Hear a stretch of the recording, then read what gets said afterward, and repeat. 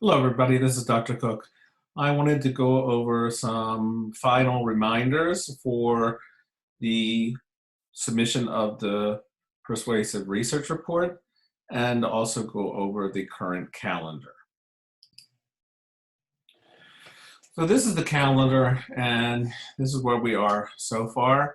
We are now in week 13, believe it or not. So the Persuasive Research Report itself is due basically tonight.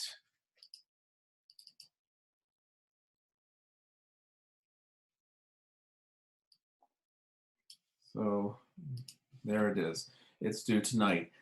Again, I understand that some people might be somewhat behind, but I really need you to get this in as soon as possible because the crunch time is coming in and I have to turn around everything in a very short amount of time. So if you are behind, you need to get all of your work submitted ASAP if you are going to pass the class. If you have stopped submitting work since spring break, most likely you will not pass the class and you will earn a U, but you still have a chance and you can turn in all of your work, but it has to be turned in as soon as possible. So once you have the report, I have to grade it, get it turned around, and then you want to start working on your oral presentation. And I'll go over the oral presentation at the end of this video to go over some of those requirements.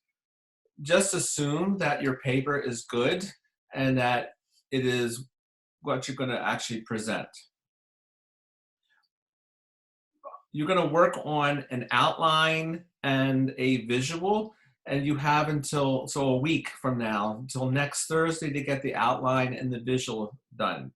I also then have to grade it. So the sooner you have that, the faster I can get it graded. So you might not need 3 days or all the weekend and all these days to get it in. If you can get the visual and the outline turned in earlier, I can get these returned to you earlier.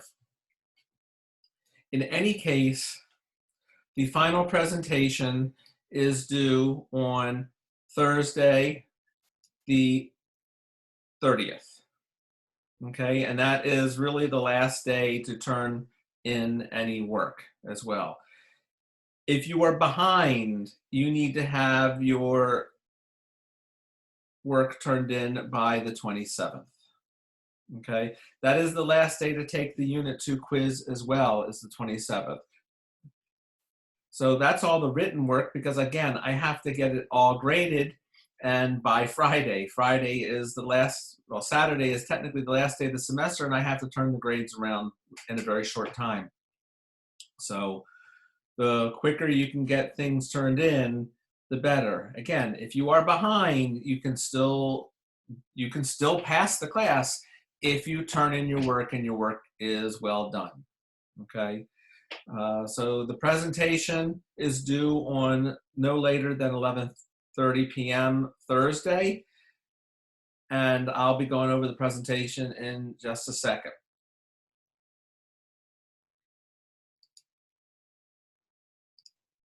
Now, in terms of the final paper, you want to make sure you look at the rubric so that you have the proper amount of words. All right, it is more. Everything is the same in terms of your title page. And you will have headings in your paper. So each section, which is really your reasons, is going to be a heading. And remember, the headings are in bold.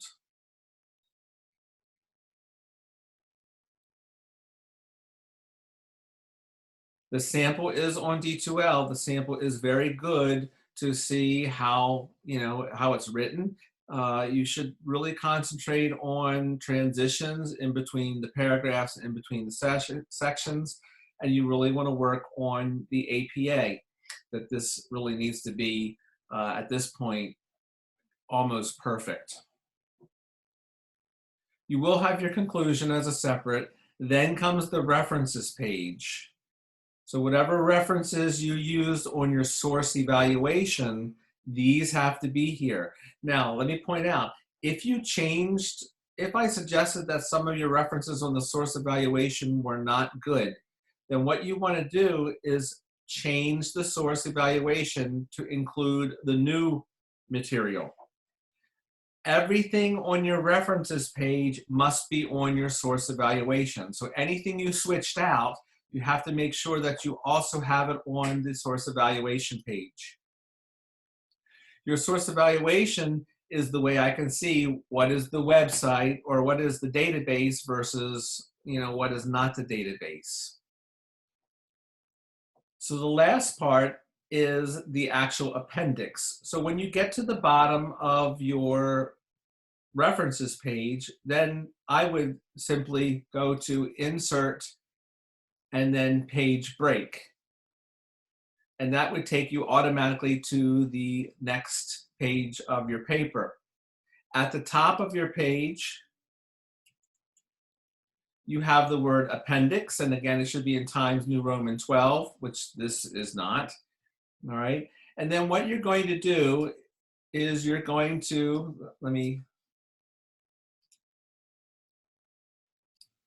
what you're going to do is you're going to copy your source evaluation. Just copy the whole thing, even with the sample on there, it doesn't matter. Hit copy, and you're going to paste that source evaluation on the last page under the word appendix. All right, so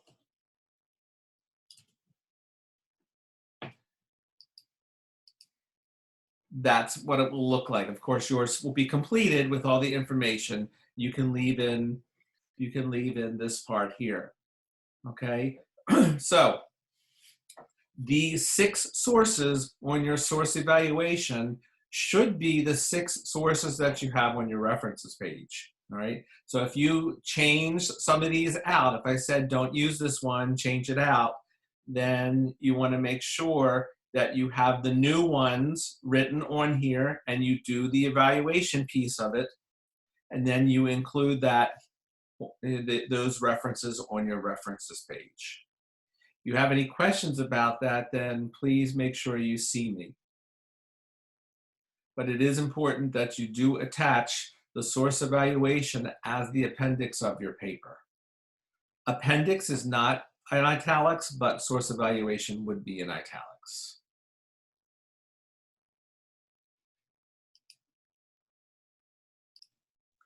So since this is pretty much the end, I'm going to cover now the presentation and give you some information about the presentation. So the oral presentation is under Unit 4. Everything is open. And I have it open really starting in week 13, which is now because you're finishing up the Persuasive Research Report.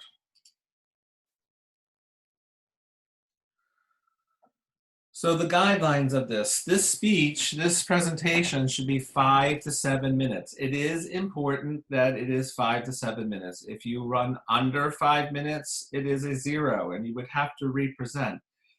But this is an online course, and so you'll practice it and see whether or not you have 5 minutes or not. Please don't run over 7 minutes because then you also get docked points. It is extemporaneous. In other words, you should not be reading a script. When you record it, it must be one continuous recording, non-stop. In other words, please do not use PowerPoint and record each slide, because that is each slide, and while I do see your face, it's not a continuous presentation. So you want to use something like Screencast-O-Matic, and I'll put that in the announcements and the link for that, because that way you can open up the PowerPoint, and like this video, you also see a picture of me.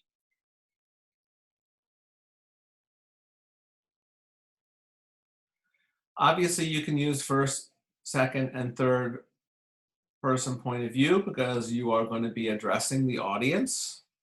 I would then have, so your oral presentation has 3 sections. You have your introduction, and in your introduction, everybody's is going to be a little bit different, but you do want to say the thesis statement, but I would have some kind of attention grabber to get people's attention on the topic. So you know your topics well, so maybe come up with a statistic or a rhetorical question that you can ask, something to kind of hint at the presentation and the topic and to get people curious about it. Make sure you introduce yourself because we're all online and so we really don't know one another. Make sure you introduce yourself, and at the end you want to have a preview statement, and the preview statement is basically, so in this presentation I'm going to cover 4 things. First, I'm going to talk about, and you're going to put then the first part of your paper. Second, I'm going to talk about, after that I will address, and finally or lastly I will talk about this. So those sections of your preview statement are basically the reasons that you're giving in your thesis statement. They're the sections of your paper, all right? Because you are presenting your paper to people who have not read it before. So they don't know the topic, they don't know the reasons that you give. So you're trying to persuade an audience who's listening to this paper or to this presentation about your paper for the first time, all right? You're not going to put in quotes and things like that, but you do want to make sure you have a convincing argument for the audience. The body will then follow the preview statement, 3 to 4 supporting ideas. Hopefully you have 4 because your paper should have about 4. And then lastly, you have your conclusion. The conclusion you should signal. So to conclude and then sum up the conclusion. Make sure you thank the audience for listening and ask for questions. That's very important. So there is a PowerPoint on D2L. I strongly suggest looking at the PowerPoint. And there is an outline sample for you that you can look at. All right. And you're going to, again, submit the outline. Now, the rubric itself, how is this presentation being graded? The visual is 20 points, and that is part of the rubric. But you're going to turn in the visual ahead of time so that I see it and tell you, you know, what to fix or not. The visual can be, for instance, a PowerPoint with just some of the major points. Please do not write the entire presentation on there. If you use graphics of any kind, you must cite the graphics. You can't just simply take off pictures off the internet, put them in your presentation and claim it as yours because your name goes on the presentation, right? Make sure you use proper citation for that. You'll have to look it up. How would you cite Google Images if you use Google Images? If they're your own pictures, you don't have to do anything. If you cite something from one of the articles, maybe you want to put a graph on from one of the articles, just make sure then you give a proper citation for that. All right, read through the rubric because it's very specific and very clear on how this is graded, okay? I don't want to take time to read through that now, but I really think you should read through that on your own so you know exactly what is being looked at every time you do your presentation, okay? So the outline, as I said, is due and the visual next Thursday. So that would, you know, give you the 23rd enough time for me to look at it, give you feedback, and then give you time to actually record it. You do not need to record and upload to YouTube.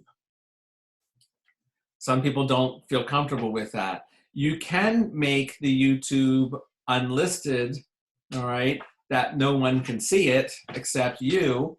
But please, if you do so, you need to make sure you copy the link so that I can actually look at it. Because if you don't copy the link down, there's no way to search for the YouTube video because it's not searchable because it's unlisted. Even if it's your own channel, you won't be able to find it either if you actually don't have the link. So I hope this gives you a little bit more information. what you're going to do to finalize your persuasive research report, how to attach the appendix and the source evaluation, information about how to update. Make sure you update the source evaluation if you change your sources so that they match completely. And looked at the calendar. And lastly, we talked a little bit about the persuasive research report presentation. I will give you a little bit more information about the presentation next week. So again, the due dates are important. I will put in a 0 if you don't meet the due date, but I will change it once you submit. But we don't have much time left, so please make sure that you get things submitted as quickly as possible to help me out. As always, if you have any questions, email me, or again, some people have met with me on Zoom. I am flexible with the hours if you need help, okay? I hope everybody is staying safe and staying healthy. Talk to you later.